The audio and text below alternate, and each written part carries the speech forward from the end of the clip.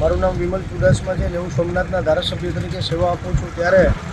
આ વિસ્તારમાં મારી નવું સોમનાથ વિધાનસભામાં હિરણ નદી આવેલી છે, ત્યાં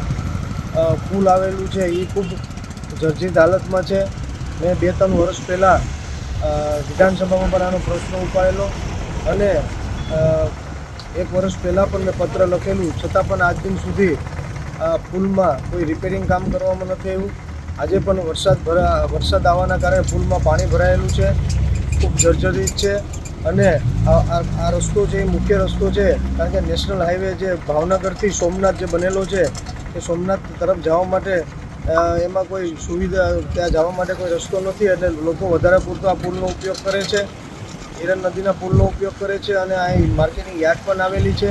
પાટણ જવા માટે, અને બાકીના ગામડાવાળા પણ આ રૂટનો ઉપયોગ કરે છે। એ સિવાય પણ એસટી બસ અને તમામ વાહન તમે જોઈ રહ્યા છે એ તમામ વાહનો પણ આનો ઉપયોગ કરતા હોય છે, એટલે તાત્કાલિક ધોરણે આ પુલને રિપેરિંગ કરવામાં આવે અથવા રિપેરિંગ કરવામાં નહીં આવે તો આમાં કંઈ પણ દુર્ઘટના જેમના બરોડામાં બની છે, અંદાજે 18 લોકોનું મૃત્યુ થયા છે,